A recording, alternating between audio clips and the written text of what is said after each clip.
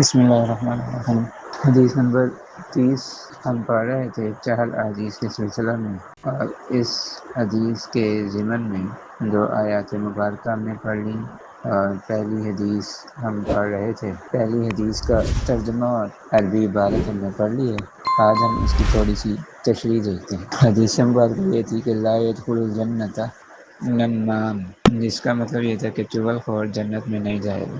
مطلب یہ ہے کہ چغل خور جو ہے وہ ایک انسان کی بات دوسرے تک پہنچاتا ہے اس غرض سے کہ دوسرا شخص پہلے سے بدظن ہو جائے، ناراض ہو جائے، اور ان کے آپس کے تعلقات میں بگاڑ پیدا ہو جائے، فساد پیدا ہو جائے۔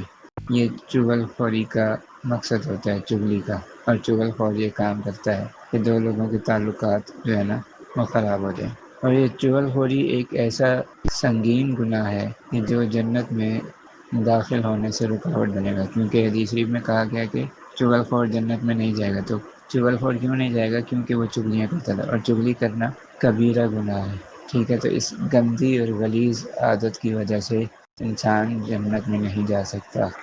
اچھا، نمام اور قطات میں فرق بات ہو رہی تھی۔ نمام وہ ہے جو موجود ہوتا ہے، حاضر ہوتا ہے، موقع پر موجود ہوتا ہے، اور اس میں مجلس میں یا اس پروگرام میں، محفل میں جو باتیں ہوتی ہیں وہ باتیں سن کر دوسروں تک پہنچاتا ہے، اس کو کہتے ہیں نمام۔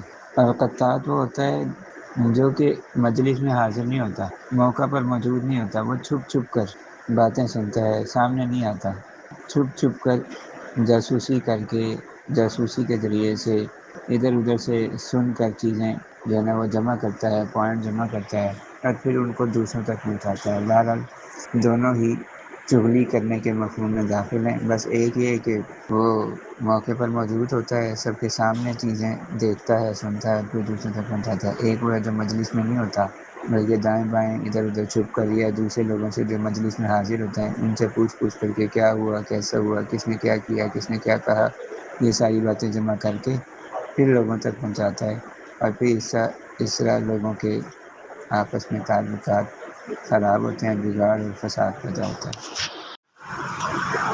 اسی مضمون سے ملتی جلتی ایک اور حدیث ہے بخاری شریف میں، کتاب الادب میں،